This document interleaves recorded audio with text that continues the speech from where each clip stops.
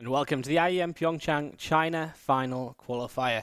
And Wardine with me is Todd, as we're going to find out one more player to join the lineup at IEM PyeongChang 2018.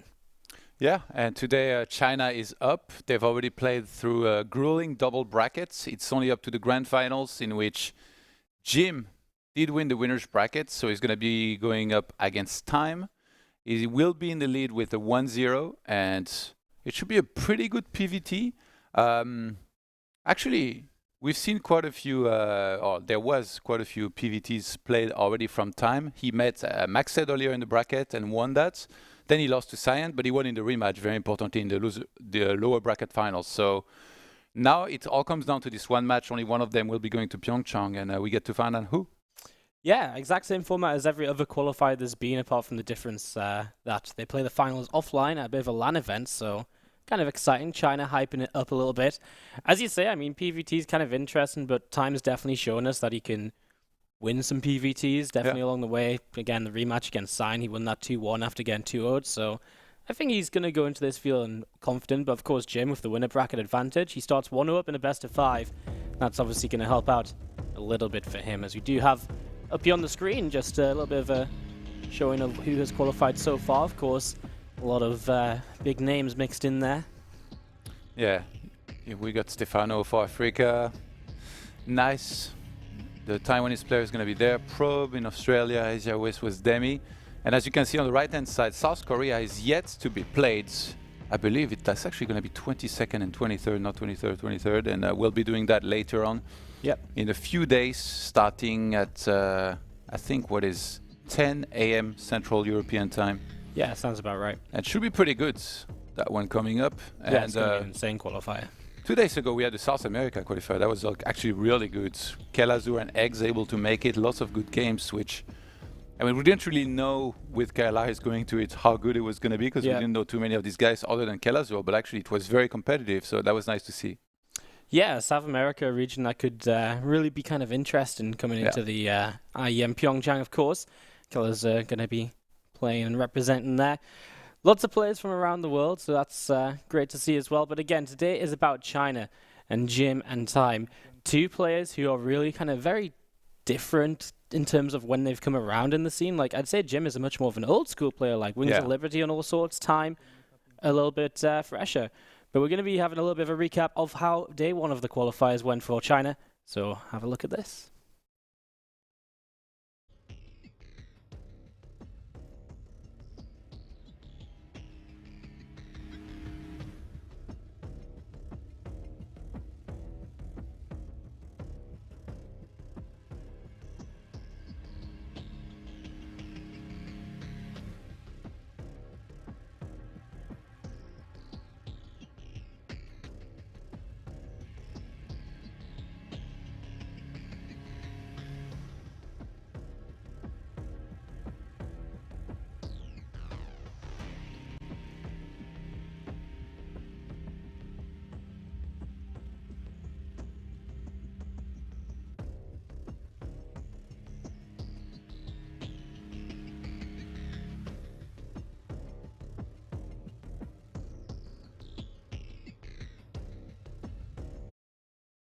So a little bit of a recap there of what was happening in day one. We believe that was Time beating up a couple of the players on his run through the lower bracket.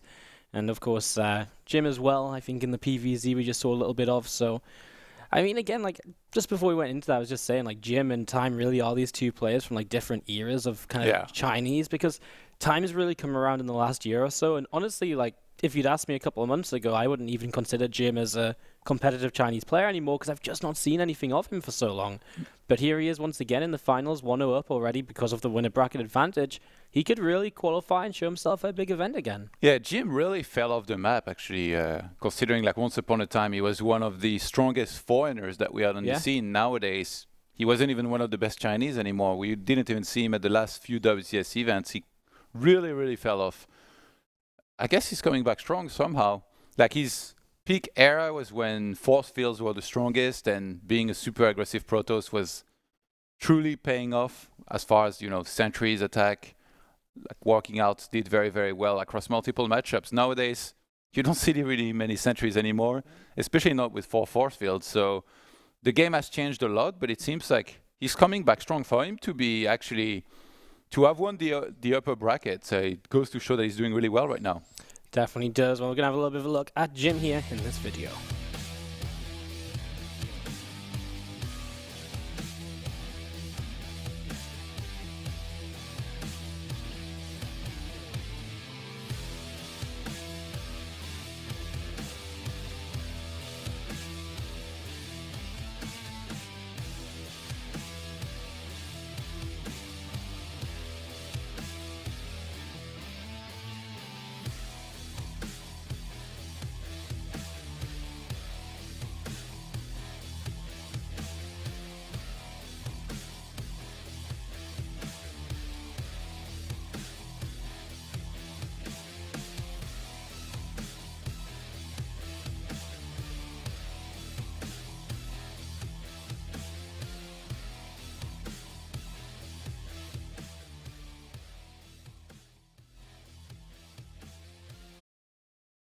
So Jim coming back from a little bit of a slump, and we'll see if he can qualify today. Again, starting 1-0 up is going to be absolutely huge for him. He only has to win 2 maps against Time in a matchup as well, of course, which is sort of a little bit out there right now. We'll see about that. I mean, Time, he already beat Cyan in their rematch, so he must be doing something right. And he beat Maxed earlier in the tournament as well, so definitely looking forward to this. I think he knows what he has to do in the matchup. Yeah, but we're going to have a little bit of a look at how Time got to this finals as well right now. So let's see how our youngster's doing.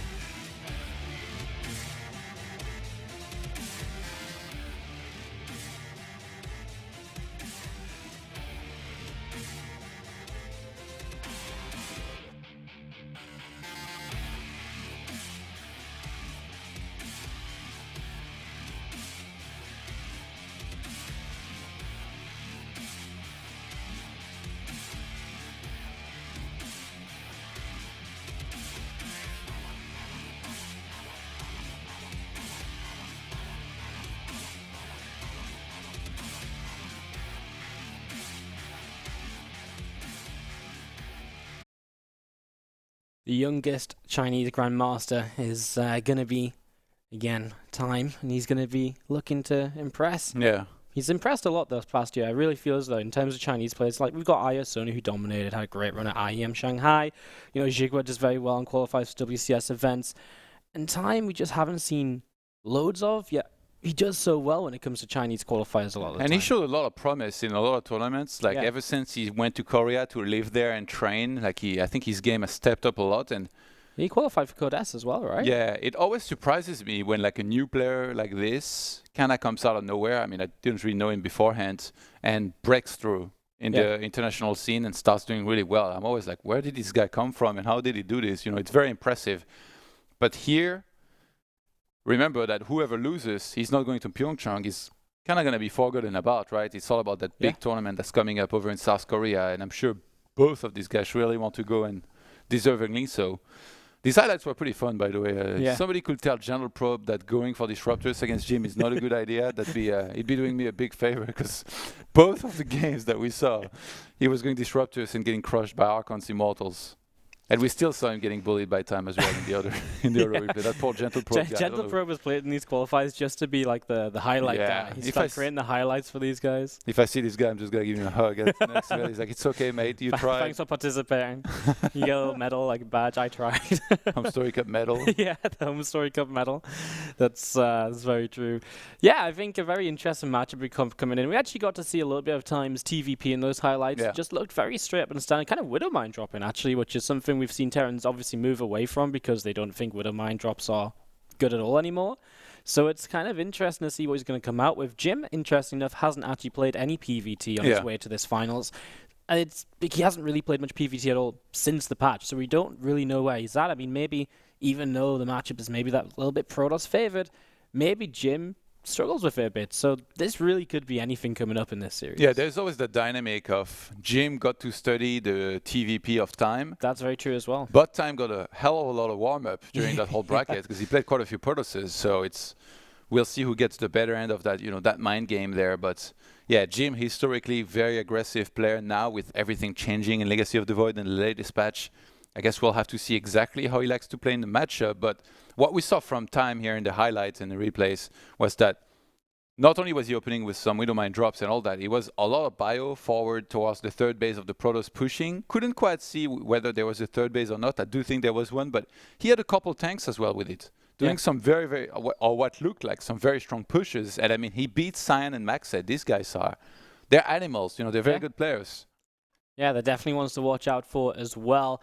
Out of Jim, I mean, what do you think we're expecting? I think Jim was always one of these players. You mentioned like the sentries and the force fields, but he was always kind of a very big blink player as well. I think back in the day, like those blink openings, getting on the map early. Think more of that is going to be viable here?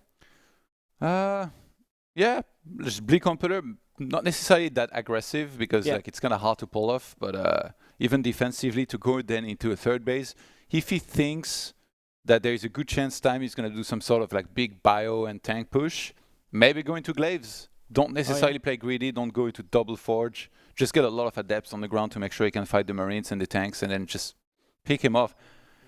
I definitely, I think Jim is good with Stargate as well, but it really fell out of fashion. So I wonder if he's going to go for that. Well, going to be interesting to see what these guys are going to play like. Let's see them as they get ready to play each other. They're getting onto the stage right now. The Jim and Time, 有请。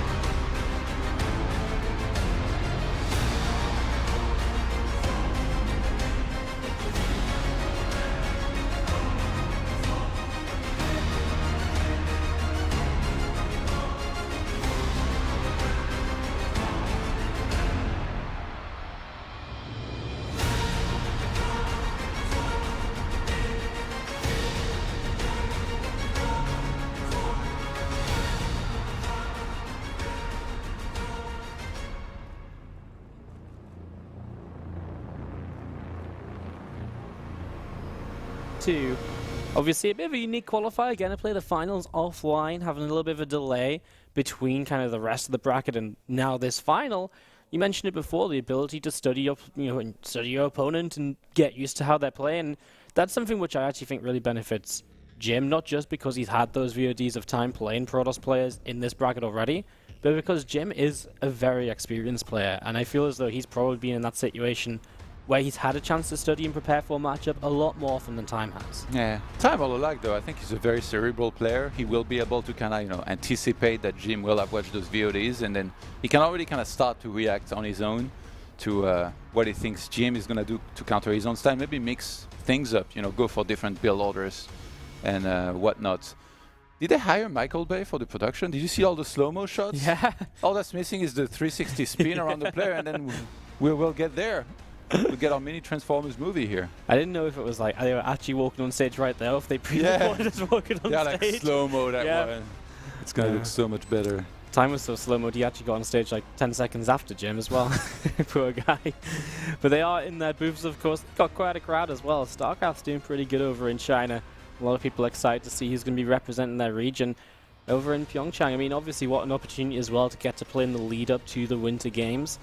Going to be a really huge opportunity there, so I'm sure both players will be very excited to get that chance, but they have to win this series first to get into best of 5. Jim does start this 1-0 up, and the winner goes to PyeongChang. The other takes down nothing. Jim versus Time, the grand final, and we kick it off to the upper right-hand side of the map. Map number 1 is Blackpink. Our Blue Protoss player is Jim. And again, he is the veteran. He's the one we've seen so much of in the past. He's the player that we've seen so often and time again. It's the bottom left-hand side, our red Terran player, the youngest Grandmaster in China. It is Time. Looking forward to those build orders. They are not going to have any kind of cheese so far, looks like, or proxy out of either of these players. I mean, Time he's become so solid and so quickly that I wouldn't be surprised if he just tried to play straight up the entire series here. Remember though, he has to win 3 maps, which against somebody who, like Jim, has been on fire and dominating the tournament so far, seems very difficult. Yeah, it's in a best of 5, I actually love to see a player maybe thrown in 1 cheese, but when you already start 1-0 down, you throw that cheese in early, suddenly you're like, you know, you're on match point or your opponent's on match point, and then you're like, well, damn, you know, maybe I should have just played these macro games, maybe I should have just gone with what I'm perhaps more comfortable with. So it's a very, it's a tough one to really judge. What do you do? And man, that 1-0, it really does mean so much, as we are, as you just mentioned, not going to see anything crazy here early. Nexus coming down, Command Center will follow up very soon. But Jim not scouting early on at all. I think he needs to be punished. He's been a naughty boy here. Santa is not coming for him, like, especially if he's gonna do that every game, and time picks up on it. Like you said, like Jim hasn't really faced Terrence so far this tournament, but now he's facing 1. If he does that 2 times in a row, and obviously if he doesn't win both games, because it will be 3-0. I think Time definitely should try and look to punish that. Yeah, I think so, but you could kind of reverse this the other way around. Time is also not scouting early on, and obviously you can get that scouting with the Reaper, but against something like a 1-base play and a proxy, it's, you know, I know a proxy Stargate isn't great right now, but even a proxied second gateway for just gateway pressure early, you know, just not scouting with that SCV can slow down your initial reaction. So both of them playing a bit of a dangerous game here on Blackpink to start things off, but as that Reaper comes over, well, Time will get the confirmation. That is pretty standard, that not much is going on, and we are on the new patch, by the way, which has also edited the maps just slightly, which means Blackpink now does have a little Reaper ledge to use, and that's what Time uses that, just to pop into the main and have a little bit of a look to see if he can see anything. And Widowmine build time is shorter as well, remember, right? So it's even more encouraging for Terrence to go for those Widowmines, and I wonder if we're going to see the Drilling Claws build come out because of that too. Because then, obviously, if you make more Widowmines quicker, you'll have a few more. Drilling Claws makes that so much stronger if you can burrow, you know, every time 4 that you send a Medivac across the map. Yeah, it'd be really interesting to see how Time starts to adapt with this. Also, just to kind of throw in there, the final change that really will affect this matchup was the Chrono Boost. Getting changed so that it's not as effective on early game units. It basically got its duration doubled, but its effect kind of half. So now Chrono is 50% faster over 20 seconds instead of 100% faster over 10 seconds. Yeah. So for upgrades in the long term, it still has the same effect, but in terms of like chronoing out a Stalker early, that Stalker doesn't hit the field as quickly now. I hope that doesn't keep on changing though, because it's really hard to relearn the timing, right? Like we really got used of like short Chrono Boost now. Yeah. And then if you use it on the same timing now, well, you will be basically missing. I mean, when you show up and you're trying to make a read off of like very minute differences, you know, one change like this, it doesn't seem like a big deal necessarily, but it really can throw off maybe what you expect to see. As we do see, by the way, proxy to the south side of a map, a single, I believe, just a gateway here. So maybe Jim is looking to get something done. 3 extra gates coming up alongside that blink. That's a bit odd considering he has a robo on the way. You would think like the War Prism would be the reinforcing way, but I guess Pylon and Gate here is gonna basically make it so that the gateway can be used for production as well, and maybe he doesn't have to get the Prism either. We'll see what he wants to go for as the Widowmines are about to enter the main base here. So this is going to be the first defense of Jim. How well will he do as time starting to unload? Widowmines are burrowing and the probes start to run. He splits up quite nicely, and oh wow, that was only one worker because one of them got away in the assimilator there. And that's nice, and obviously Widowmines still revealed means they will get cleaned up. Very nicely done so far by Jim as the Medivac will come in. Actually burrow down one more Widowmine. Probes pull once more, and just one kill. He's dancing around, he's waiting for it. And waiting. And waiting, and he's going to target it! Oh my god, gets 9 probes here. This was like such a... this was like one of these moves where you're like, surely Jim knows, surely he's not going to put those probes back, but eventually they do go back, and time is rewarded for that little bit of micro. That's only happened because Jim had 2 probes nearby. Then he, I mean, he couldn't have retargeted if there was only one in the area. Now Jim, it feels like he's even more committed to this. He has to go for the attack and do a lot of damage, but there is already one tank. He's gonna keep on getting bullied back at home. Time really setting the pace here in this game number 1.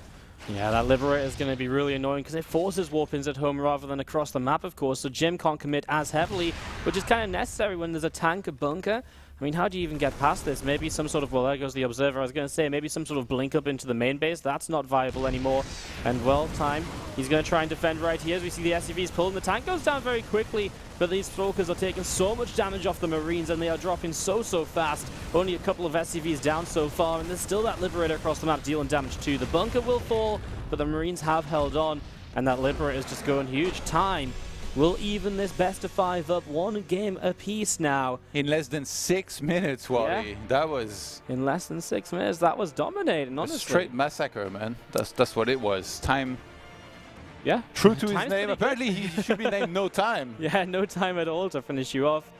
This was, you know, it felt as though Jim initially super good defense against the first 2 Widow Mines, but that third Widow Mine comes back in and suddenly everything starts to go wrong. He loses economy while going for that push across.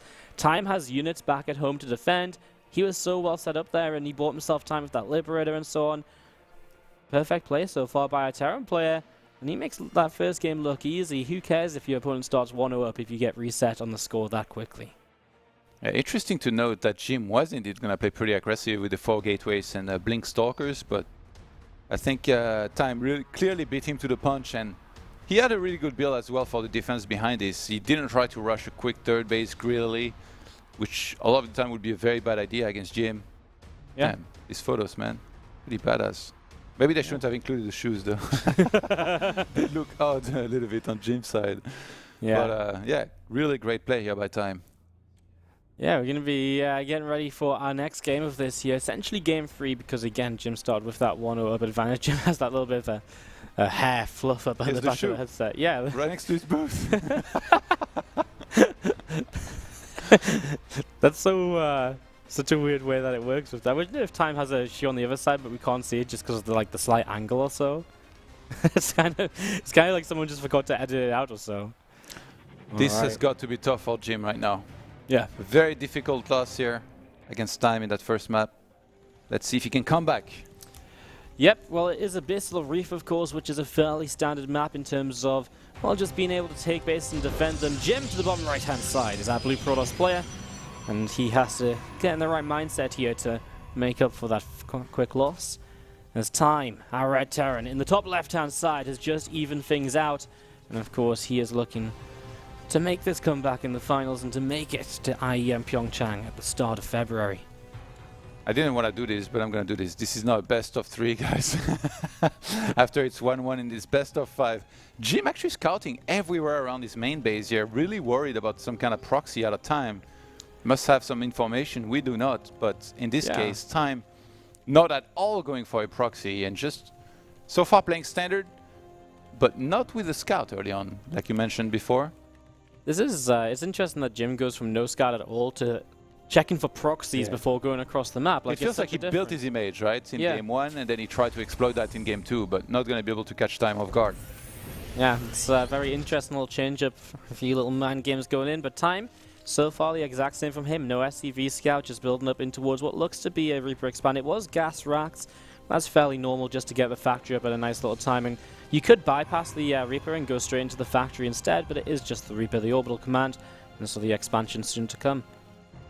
With how well Time did, I wouldn't even mind if he just kind of kept on doing the same build, see how well Jim can adjust to it. Like, best that can happen, Jim has no answer for it, loses 3 games in a row, and then that's it. Time is going to Korea. It's the sort of build where it wasn't exactly like an all-in or anything, right? It's just a pressure build that's meant to have a follow-up. And so Time's like, well, you know... It's meant to do a little bit of damage, right? Exactly. Nobody defends that perfectly, but not quite as that many probes as we saw. Exactly. And it's meant to kind of, you know, if he didn't have to show us follow-up in game 1, well, now he can use it the second time around here and go into that follow-up without really kind of repeating himself in a way. So everything on Time's side so far. We'll see what Jim does. I mean, obviously... he's the one who can really change things up here because he did look to play so aggressive in that last game with the proxy gateway, with the 4 gates of Blink. But will he want to put that kind of pressure on himself to be aggressive and to have to do damage when so much is on the line here? Actually, a bit of a different opening in terms of units on the gateway. It's Adepts early, which now leads into the Stargate. And he goes into it, going into a Stargate here is very old school with the Adepts too. It feels like the old patch, you know, like with how good Stalkers are nowadays, they're almost always the opening unit. Did Time actually spot that? Yeah, I think his Reaper was close enough to see it for a moment. Close enough. Big information. Yeah. For him to be able to see this, he can basically get the eBay on time if he wants to get turrets, which a lot of the time is going to be the choice because then you can still pressure across the map with Widowmine drops. Go for the quick +1, which is definitely nice to have as well. I mean, Time's build's pretty good against Stargate in general because it is Widow Mines. So, really intrigued to see how this ends up as a medevac on the way. I mean, obviously the big thing for Jim here could be that he goes Phoenix rather than an Oracle or so, and so with Phoenix, maybe his idea is he can just shut down the medevac before he can even drop those Widow Mines. He can lift up Widow Mines as they burrow as well to stop them from going off. In general, Stargate and Phoenix play used to be kind of a hard shutdown against kind of 1-1-1 aggression from Terran, but we just don't see it that much anymore, so a little bit of an interesting setup that we're getting into now. Yeah, Jim is going to have to defend way better than he did previously against the Widowmine drop that we know is coming. That might be one of the reasons why he's going Phoenixes. I think he's quite excellent at picking up those Widowmines just on time and placing his Phoenixes well. He was one of the guys, actually, for a long time. You know, like a lot of Protosses, they started playing with a lot of Phoenixes and Adepts, and they would go Phoenix Colossus as well. Jim was one of those guys that did very well with this build for a long time, as well as Max said. I remember PyeongChang. They were probably like the main 3 guys. Yeah, he used it way past like even the meta of Phoenix Colossi, right? As we're going to be seeing Adepts are going in across the map. This is messy, actually, because Jim is not pulling his probes away. And there's a lot of probes there. 7 going down to just the first Widow Mine. And Adepts are starting to be cleaned up by these Marines. In fact, they're all going to go down. 4 SCVs killed. Now these Widow Mines do get lifted by the Phoenix.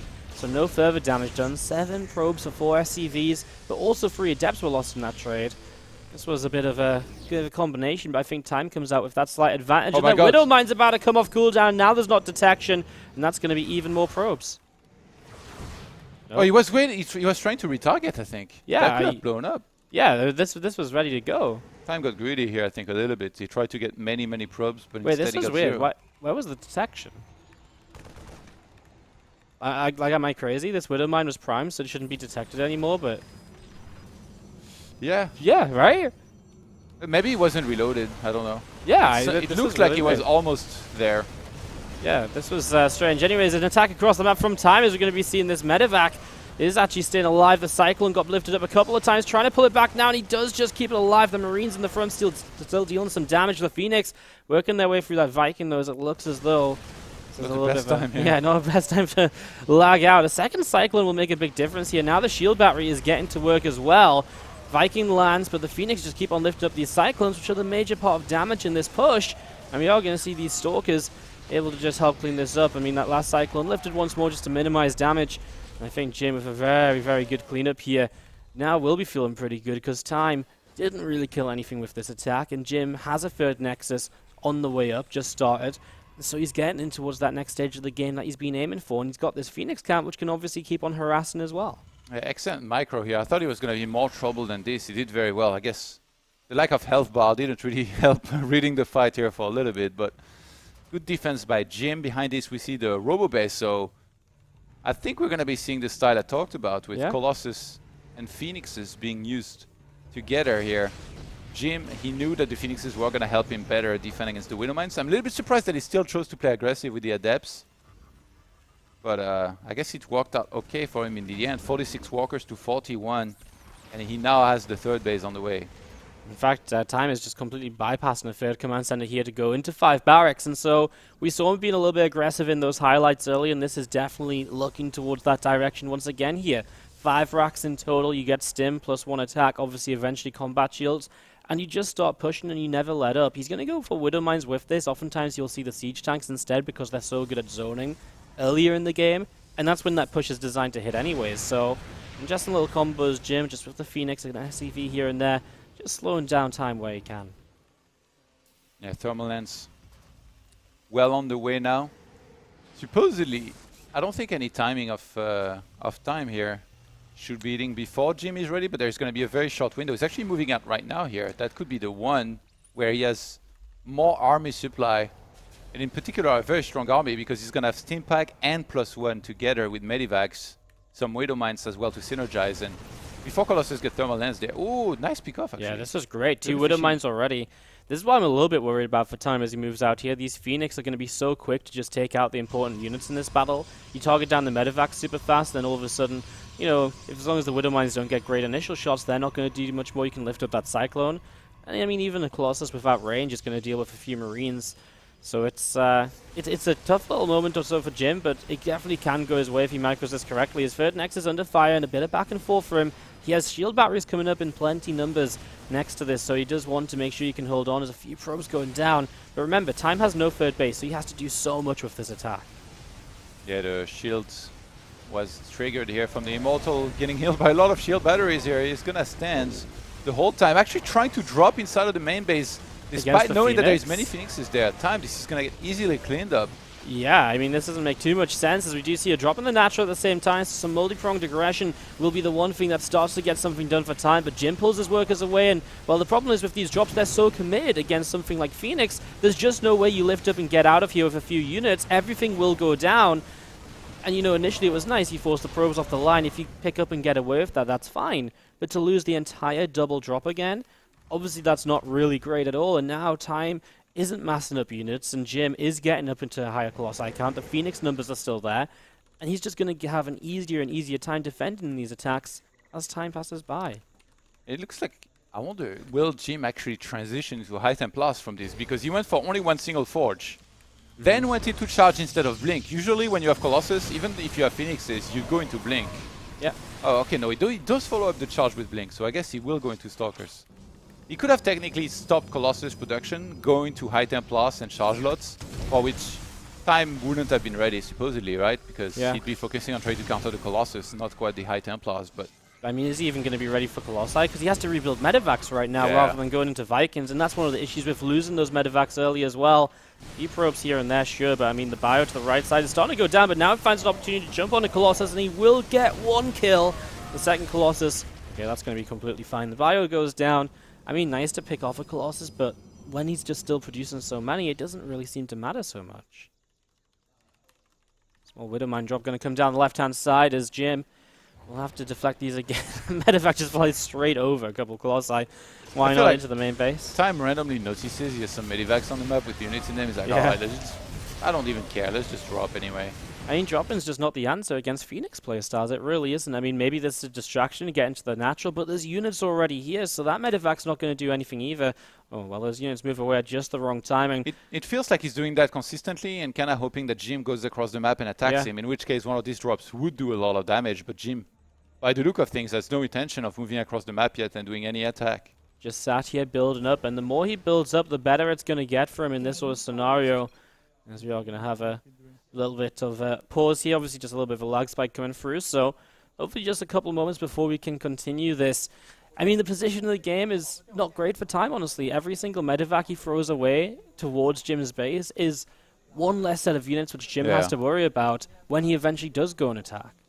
Yeah, but like I said, I really feel like he wants to make sure there is no move out and big attack here from Jim, which I guess it's a good way to prevent that from being across the map with Medivacs. Just committing every time. That's the main problem, right? He doesn't have to be going necessarily. Right, just like kind of be right outside the main or I mean, base. buying time is great, right? But if eventually you still have no units at home, what does it matter? Whereas if he's like still pressuring that, he's like, look, I do have units here, so you better not move across. But then he doesn't lose them. Those units stay there, they do the same job, and he's still actually building up a unit count at home. It just feels as though he's a little bit kind of desperate to do something here. Based on the way he was opening early. He was very aggressive, remember, and so maybe he feels as though he has to do something to have a chance. Jim just waiting to get back in. He feels this one. Remember, if he wins this, it is going to take him to match point. He's only going to be one map away from going to IEM PyeongChang, which, again, I feel for Jim is like his first major offline event outside of China for quite some time now. Yeah, Jim, I think he's going to these finals with a little bit of a redemption story there, and he would love to be able to go to PyeongChang. But Time all alike, you said it, he's the new blood. He's the guy that's supposed to represent China and the foreign scene at the highest level right now. He would love to go there. Look at that Chinese flag behind him. He's such a proud guy. Yeah, man. It's going to be a lot of pride in the country we represent at IEM PyeongChang, of course, with all of these regional qualifiers that have gone on to get here. That's Jin, by the way, our referee. He's the best in the biz right there. Flown out to China. Apparently he was sent to China to take care of things. Just make sure they actually show up and play the games. You never know with the Chinese qualifiers sometimes, right? Well, It sounds like there's typing going on in the game. We're hearing a couple of beeps and bops, and the players are getting their headsets back on, so it looks as though they're going to be ready to resume perhaps in a moment. Beeps and bops. Yeah, right? But that's what's going on, like some beeps. I like that. The bops bit. All right. Well, the stage is... I wonder where that game will go actually from there, because Jim, he had the 1-1 on the way. Does he plan an attack? I feel like just kind of, with the way it's been going, right? Just sit back, try to max out with 3-3, take 4 or 5 bases, and then he's going to be in a pretty good spot, because regardless of whether time is being harassed or anything, he's throwing away a lot of units, like you mentioned. He's almost always going to be behind in supply like that way, and even if he maxes out, his tech will be behind. His upgrades will always be behind. From the point Jim gets to 2-2 and starts getting 3-3 with Chrono Boost. And there is no way, like I said, that I think he could catch up and counter both the Colossi and the potential High Templars we could see later. But right now, there's still Phoenixes being made. Probes are going to get blown up. One Medivac gets caught here. I mean, that's exactly what we're talking about. Okay, finally, one of the Medivacs gets in and some Widow Mines are able to kill 8 workers. But it was another full Medivac that went down. Those Widow Mines still go down as well, so there's no further damage from that. And Jim's supply continues to just grow and grow. He takes a 4th Nexus, which is very easy to hold on this map as well.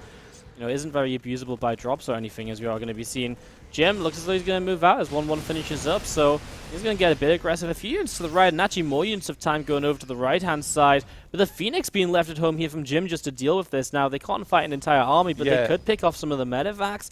Actually, Jim is trying to bait a counter-attack here, or he actually means business, I think, by moving out like this. He can recall, remember? Yeah, exactly. If things get too dicey, he can recall in, and that's going to maybe be what he looks for here when he realizes just how much there is. His army has stopped moving, so I think a recall... He's recalling, I think. Yeah, I think so too. Surely, but not at the 3rd base, right? Because it's no, he's not. Yeah, he's actually moving forwards. But what was the delay for?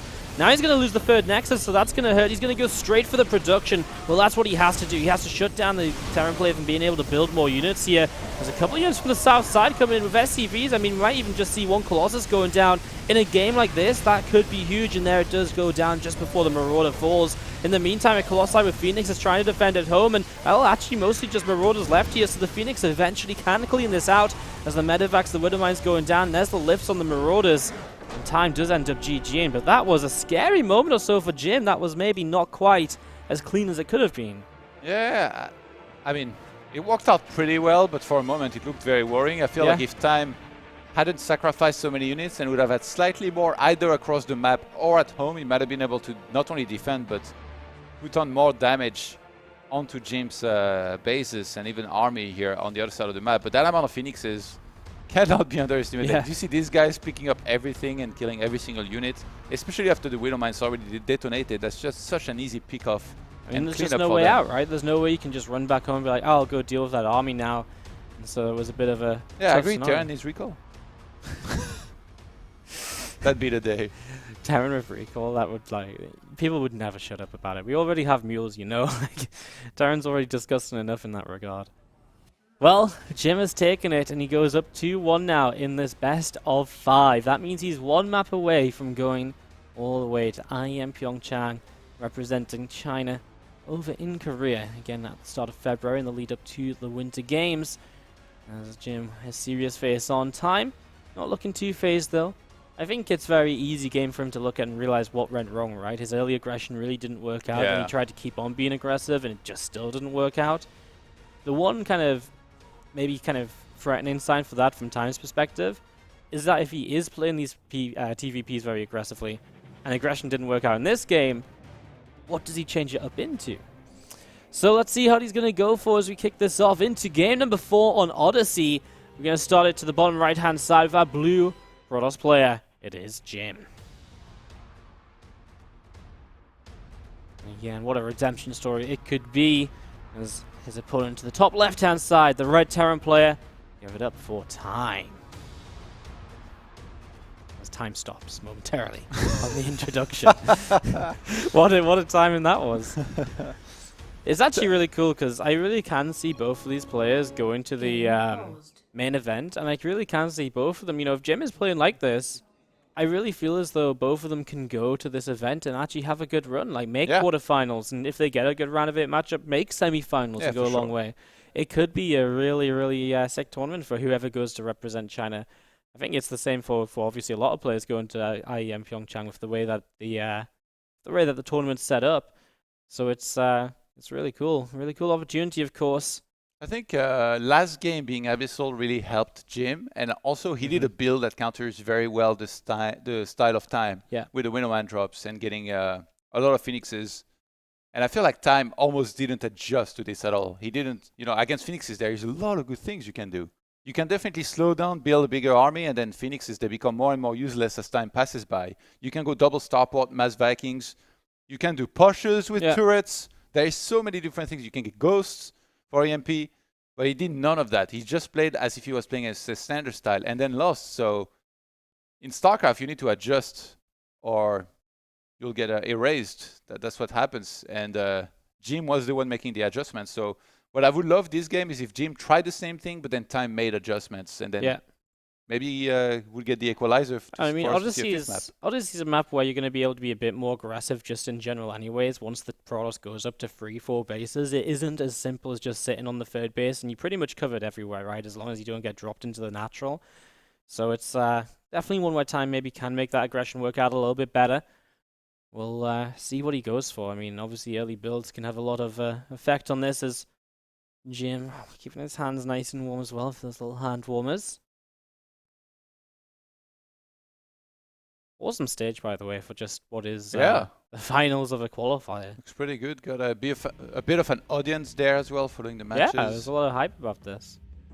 A lot of hype. China always delivers when it comes to people showing up and watching the games, right? The only problem for me, really, the shoe. The shoe, that's pretty much it. I think there is a shoe on Time's side as well. It's just not as obvious from like the slight angling of the camera. I know what you mean, though. It's it's like they're just wearing like black trousers, right? So all of a sudden they just can't see anything. They got invisible legs, man. Yeah. Well, they've both wearing the same outfit. Is that? I guess they were told to wear this. This was. They didn't think about the black background though. It's all right. They should put some of this like fire. They should put some of this fire orange stuff behind the players so that they can actually look like they have legs again. Look at Jim. He removed like a bunch of the buttons from his keyboard. I was just thinking this. It reminds me of Night End's keyboard. Night End's keyboard is a mess. It's like got every like other key removed. It's crazy. Time is keeping it simple. Yeah. No numpads nonsense, since you don't need it in StarCraft anyway. And then just like a regular keyboard. Actually, those are pretty good, I think. I've tried some of them before. Yeah. Small white keyboards, not sure what brand. Yeah, but Jim, after what we just saw from him, I mean, I always kind of think like that, right? If you do something that worked out pretty well, do it again. But then if the opponent adapts, you need to adapt too. That's the way it should go, right? Jim game one tried to play like a fairly, I would say almost normal-ish style with Blink Stalkers. Tried to be a little bit more aggressive than you usually would. Lost a lot of probes, died right out. So game 2, he adjusts his build a lot to what Time does, beats him.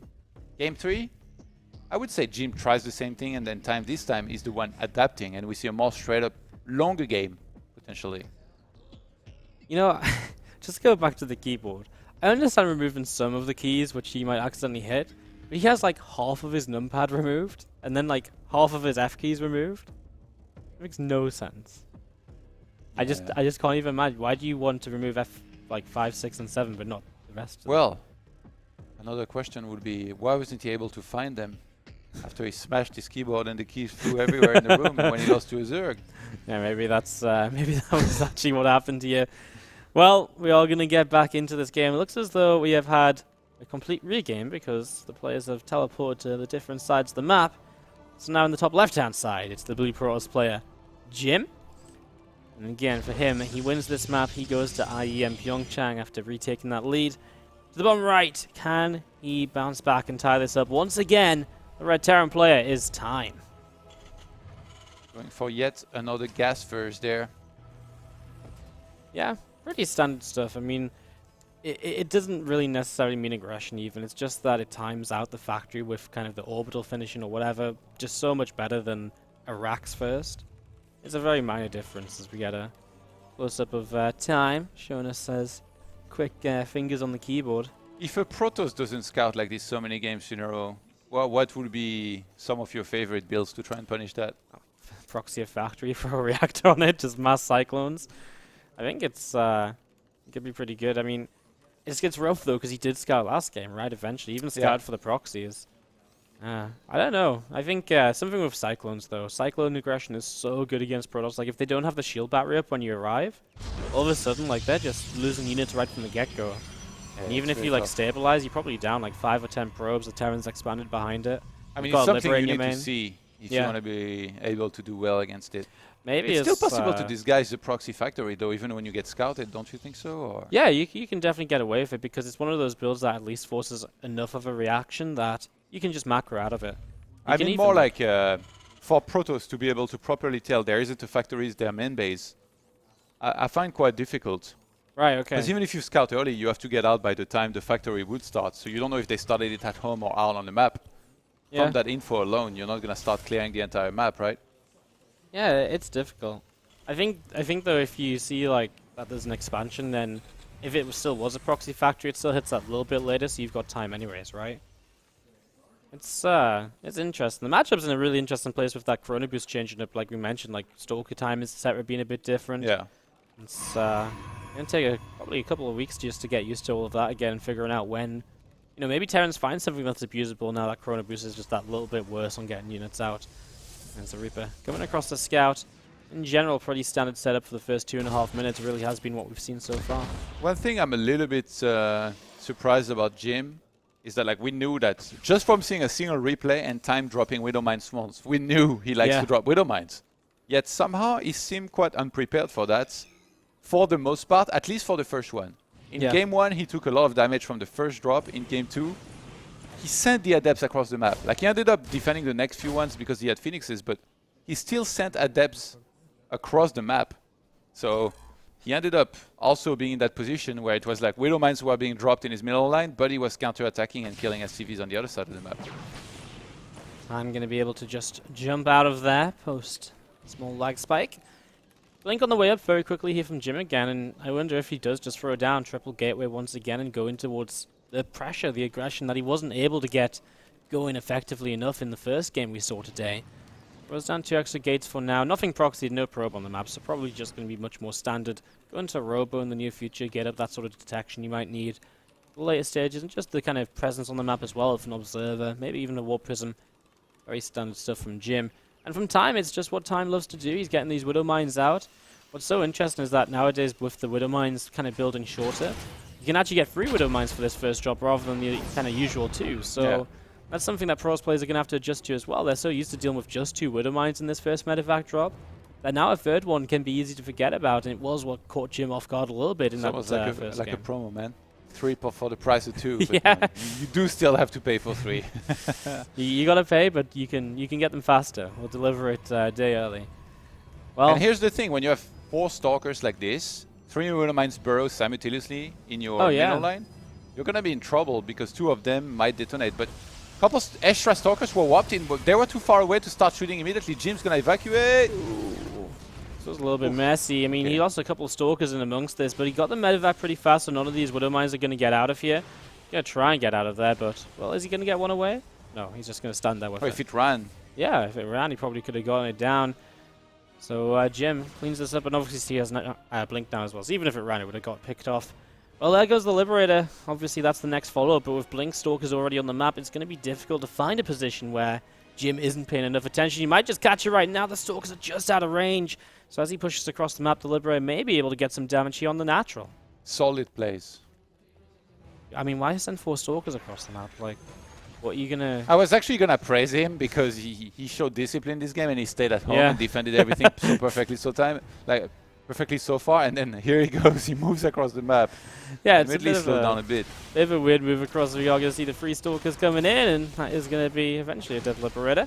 Going down there, 1 Stalker having to be traded out. As Stalkers pushing at the front as well, they just blink away. I mean, a siege tank there. Especially there is a bunker and a tank every time. It's like Time is perfectly ready at home. It's like, I mean, this is exactly just a carbon copy of game 1 as he cancels the Forge. Oh, sorry, the Forge finished. I didn't realize it was so far along. But yeah, Dark Shrine.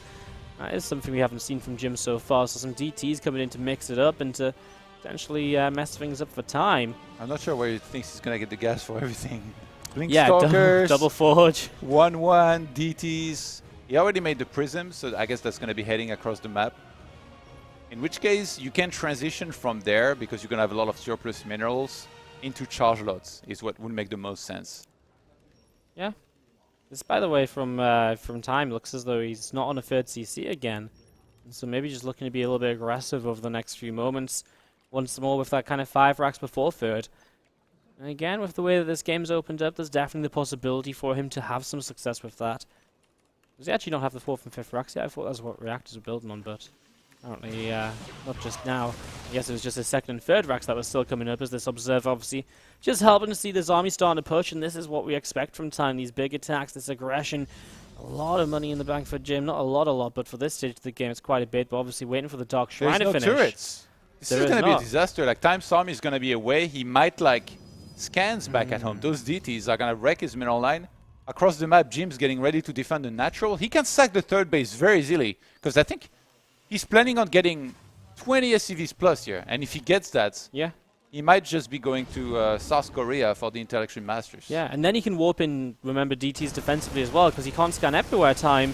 So here we go. Time's going to be like, yeah, awesome, I'm killing the 3rd Nexus right here, but there's the DTs, and already 7 going down. The turrets will not be able to build in this scenario, of course, and this is going to be an absolute disaster for our Terran player, who is very quickly losing a lot here. Scan comes down, but there's only SCV, so even that is not necessarily going to kill it. He's not mining at all right now. Wow, this is really bad. Hundreds. Oh my god, the DT very nearly actually survived this. Well, at least he gets a turret up in the main, but as he said, 20 workers. And look at the units that are now here for Jim defensively. Oh, this is so bad. From a drop in the main base with a couple of units, but he's not bearing the window mines. This is, I mean, he's going to come up now. At the same time, ooh, Jim brings everything up into the main base, so now his natural's under fire. Where are the DTs defensively? Yeah, I don't know, because that would be the one thing which would really stop this very quickly. Now he warps them in. I guess he's warping 2 right now. Those might, I'm not sure where they are. They warped them in the main base next to the units that are kind of harassing the mineral line. So, I mean, they're going to start, well, they should be cleaning that up, but they just stood there AFK. Jim, well, this was going so well for him, and now he has to GG out, and Time is going to tie this up after doing such a bad job of dealing with the DTs. Jim just decides to do quite a bad job defending himself. I mean, there's no other way to put it. Time did the right move, though. He realized that back at home he was going to be in too much trouble anyway. Still tried to defend, but like barely enough. Got rid of the main DT in the main base that was annoying. Mined only from one of his bases. Like a lot of players, you know, they let SCVs die. They're like, I'll just try to kill you. Well, it's important to at least keep mining from one of your bases. And Time had so much army across the map that he was like, you know what? I'm just going to go and kill you. The drop in the main base was genius, because that sent the entire army of Jim to go and deal with it, especially with the 2 window mines. Jim couldn't, it was going to be really hard for him to just send a few units. So he sent everything, and then Time pounced on the shield batteries on the natural. That was so important as well. As soon as he took that out, then the Nexus followed, and he did a very good job with all that. I feel as though Jim could have just warped 2 DTs in the main, like he did eventually. Yeah. But if you do that to deal with the initial drop, your army's still in the natural, and then obviously it's a very different game, because Time doesn't jump as quickly onto that, and obviously that becomes a very different scenario. But that's all things of the past right now, and Jim, he has to sort this out, because he's making mistakes against this aggression of Time, which he suddenly looked so good at on Abyssal Reef, and so I wonder if he goes back to sort of Phoenix play, something which will help him to defend stuff like this, because attacks like that out of Time are so difficult to go for if there's already a Colossus up, if there's already Phoenix shutting down your medevacs again and again. So we'll see everything coming down to this final game now. We're tied up 2 games apiece, as one of these players will be going to IEM PyeongChang in Korea, who will be representing China there.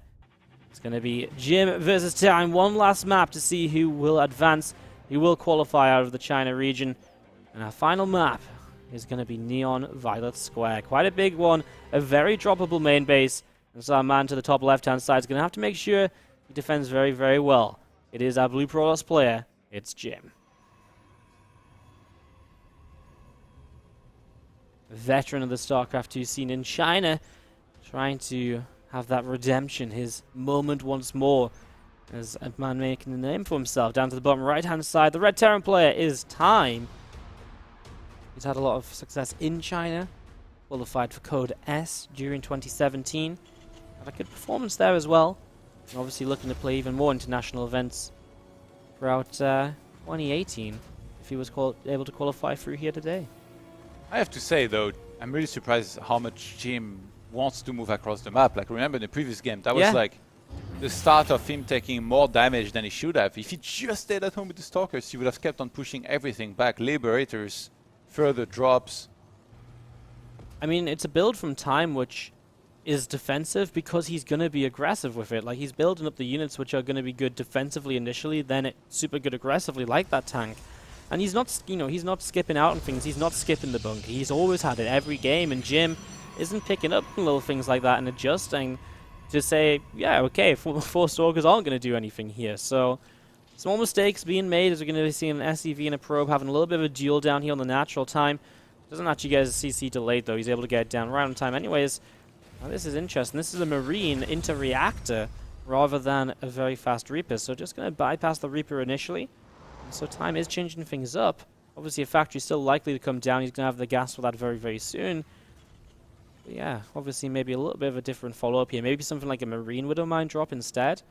A lot of possibilities from this stage. And Jim last game did really well with the Blink, so I feel like regardless of whether he goes for Phoenixes or Blink Stalkers, the key is going to be in kind of waiting at home. He's going at depths right now, which when he did that before, that was on Abyssal Reef and with the Stargate follow-up, so maybe a similar thing. You mentioned the main being very droppable. Playing with the Phoenix style really prevents a lot of these drops from doing as well. And you don't need as many observers as before to also see them coming because of sentry mode, right? You can put these guys around your base and see way more. So yeah, it is indeed going to be the Stargate here.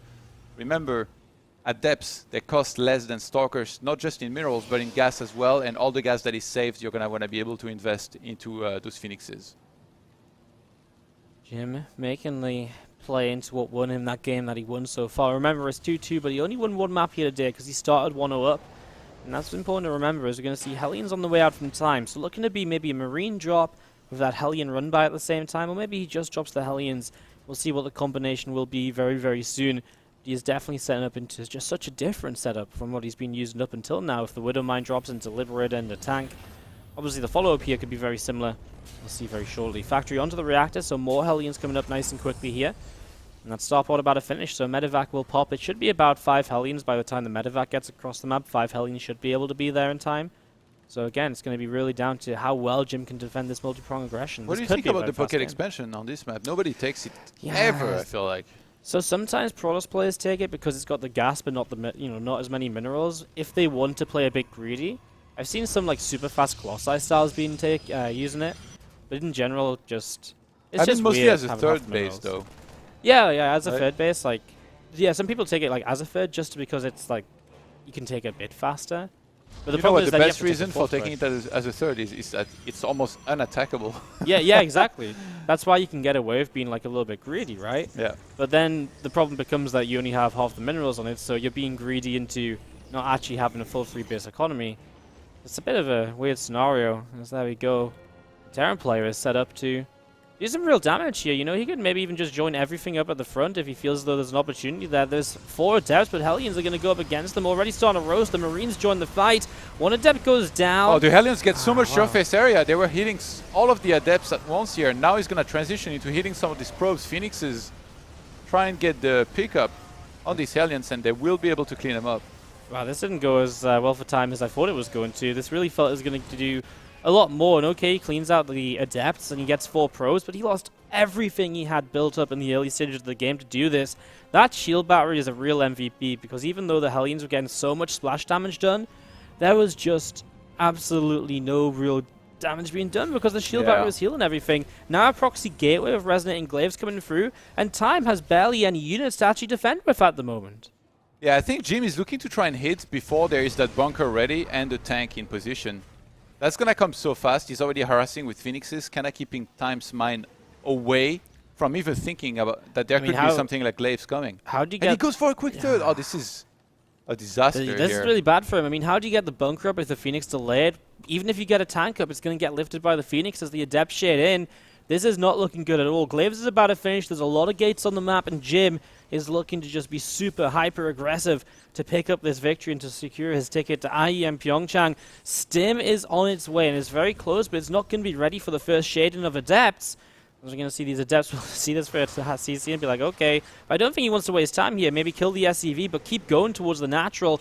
Look for some damage as soon as possible. This bunker is just so late. Widowmine's on the high ground. He can't run into both of these as actually Phoenix will take the first shot. He does shade up here. Again, Stim's not ready just yet, and so those Marines are dropping very quickly. SCV's going down too. Phoenix lifting Marines up, and Jim is killing so much more. Widowmines will burrow. The Adepts need to split away just a little bit to minimize this damage, but they're not doing that either just yet.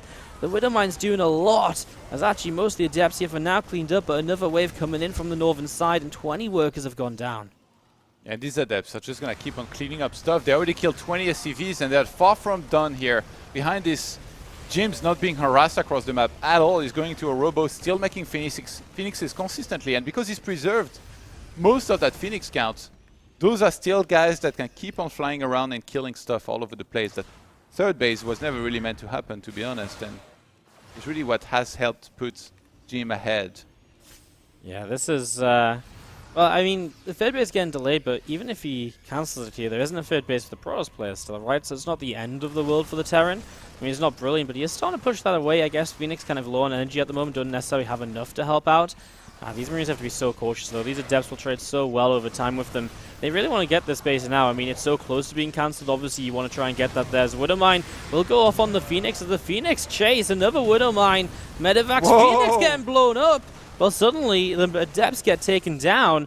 And Time is going to be able to go and finish that third base, I think. And you know, even if there's another weapon of Adepts now, there's probably enough Marines to defend this without the Phoenix support. Such a huge overextension here by Jim. That The was Widowmines. really weird. Yeah, the Widowmines just blew up everything, especially losing his entire Phoenix count and then not finishing the CC because of this. All he has to do was kind of stand there, make sure he doesn't fly/run into Widowmines, kill the third CC, take his own third, and then be in a great spot. Now, he takes the pocket expansion, still gonna try to harass across the map, this time with the Prism. Widowmines were really MVPs of this game so far. Yeah. You know, the first attack was only just held off because Widowmines got some good connections eventually. And this attack now, obviously shut down by Widowmines too. That Widowmine build time, he's getting enough out to keep on defending. And now Time is in a position where I actually really love his spot. His third CC's finished up. I thought Time was dead for sure when I saw the build orders. When I saw he was going quick third instead of Barrack 4 and 5. But now all of a sudden Time is in a position where he can pressure a lot himself. He's got Widowmines. Jim's not paying attention. He's looking across the map right now at something on his gateways maybe. I think his gateway on the top right was being attacked. I mean, I guess so. The right, Prism is in the main base on the other side. Okay, so he's going to get some SCV kills, but at the same time, he's taking some damage in the main. He does push this away, but loses the Stargate, and so Phoenix production ends. And considering he just lost a couple of Phoenix, only having 3 Phoenix is not super useful. War Prism actually gets blown up by a Widowmine once more. Widowmines could not have done more in this game, honestly, as we're going to see the Adepts do get cleaned out just before they shade away. Only 6 SCVs going down for Time. I feel as though that's completely fine. He's going to drop back into the main, just keep on being aggressive here and try and pick up a few probes now, perhaps. Any probes that he can kill is great here. Look, he's ahead in workers now. Time. He's got triple orbital on the other side of the map, mining quite a bit. He's taking a big supply lead. He's already 1-1 against the Protoss that hasn't even started a single upgrade here in this game. Time is putting it on Jim here right now. And now he's pushing across the map as well. Okay, Jim took that pocket third base, which is super easy to defend. But does that matter if you're just going to get pushed straight into your natural anyways? The one Phoenix that remains uses a lift to take down a Marauder. 7 workers killed in recent times this time. Now a 10-worker lead, the upgrade lead on his side, and going to be pushing up the left-hand side of the map. Obviously picking up the info on the third base on the pocket expansion is nice as well, because he knows exactly the position Jim is in. And look at this, up the left, he's going to get Widowmines in position, and well, there is 2 Colossi, and that will be the dangerous part right now for Time. Yeah, but maybe he can jump on them. Oh my god. Jim. No, Jim. He's going to lose 1 Colossus right away. Zealots warp in, but only 3 of them is not really going to be enough. Even with a shield battery, unburrows the Widowmines to help and not friendly fire. I mean, what do you even do right now? Yeah, there's no detection near here. He has to use some of his Adepts here to make sure these Widowmines detonate before going for the fight here. Does Jim. A big connection here once again. Looks like he's going to be able to stabilize from there, but expect Time to start dropping here real soon. He has so many medivacs. He's picking Jim apart, and now he has a big supply lead. What a crazy comeback here in this series. He started 0-1. It's been back and forth. And in that last game here, it really feels like Jim was going to take the final map win, but Time is fully back in it, now with his false base starting as well. Jim could not have been closer to that spot in IEM PyeongChang, but now he could not be further away as 2 Colossi go down. A new one pops and the force field will save it for now, but not against the Marauders dropping on top of it. The Colossus fall, and obviously from there it's a very difficult position to come back into from Jim. His gateway units, I guess, were in the main expecting that drop, as you mentioned, and Time was just in the right position to take advantage of it. Now that's not pretty. The Medivacs not having the boost ready, but there's a drop on the main base as well, and he is, as you said, pulling Jim apart. He's not going to give Jim a chance to get back into this. I mean, he's just going to keep on killing pylons. There's not even thermal lands in the game. Oh my god, the pylon! He's going to empower the forges here before 1-1 finishes. And Time is relentless. His macro has been amazing this game. He's never going really high on the minerals. He's spending everything as he gets it. Doesn't really get supply blocked either. Adding a lot of production facilities. 2 more barracks on the way. More add-ons. 2-2. Well on its way as well before the Protoss even can finish. He's 1-1. And Jim has a fraction of the supply of time at this point. Are you looking, Wardy? I am looking indeed. I don't want to because I feel a bit bad for Jim with how close he was, but well, here we go. Time's reinforcements arrive. Another Colossus falls, and our youngest Chinese Grandmaster player is going to take Game 5, and he is going to be able to qualify himself to IEM PyeongChang. He will play in Korea at that large offline event, and he will be representing China there as he takes down Jim 3-2 in this Grand Finals. Moves over. Says, thank you very much for overcommitting into my Widow Mines, buddy. Because he was dead, man. Like, he could not have been more dead in this game. Grabs the flag as well. Love it. Wears it with pride. Wardy, translate this for us. So Time's like, yes, I really thought I was dead. Because, you know, he was playing Protoss, and I was, you know, dead. He had like 20 adepts against 2 Widow Mines. But I just realized I can make Widow Mines like twice as fast as before, and I made like 20. And pray that he attacks. Just prayed, yeah. That's actually crazy. Yeah. I think that... I think this game was like, was done and dusted. Like, Yeah. he shouldn't lose this. It's so insane that Jim pushed forward and tried to finish it. Like, I don't know. I guess it's easy to say, right, from the casting desk. Right, At the end of the day, like, the Widow We see Mines were everything. not always going to get the connections that they got, but they got insane connections. Cleaned up all of the Phoenixes and the Adepts. You know what you could say as well? You could say maybe this is one of those moments where the Protoss player just isn't used to that many Widow Mines coming out as quickly because of that That's little a bit of a plane package. ticket. So. Is That's that so his cool. flight ticket? That's awesome. From Oh, he Beijing leaves to at 8 Pyeongchang. a.m. He's going to have to wake up early. There was a time as well on it. That's kind of cool, man. That is so cool. That's the sickest. You know, I really was questioning what sort of trophy they were going to give away here. I Yeah. really wasn't quite sure. I wasn't really a fan, but a flight ticket, yeah, okay, that's good. That's a good one. And in his name, it said China representative as well, I think, too. That's really, really cool. Very thoughtful here. Congratulations to Time. That was impressive. I'm really looking forward to his games now because, again, we don't see him going up against the rest of the world very often, right? Like Yeah. there was some WCS events, but usually because we have many games at once, we don't really end up doing Time's game a lot of the time in those events. So we didn't really see him on the main stage. Now there's a pretty good chance we're going to see him on it. So very excited for it. Yes, IEM PyeongChang is going to be great, and Time is going to be there representing China. Great performance from him today. A 3-2 victory over Jim qualifies him and gets him that literal ticket to China. That's it for us for today, though. Again, Time is qualified. And remember that we are going to be back on Friday with the South Korean qualifiers. It's going to be absolutely incredible. On Saturday as well, it'll be the final 2 spots of IEM PyeongChang given away. So make sure you tune in for that, guys. And until then, have a great week. We'll see you for that.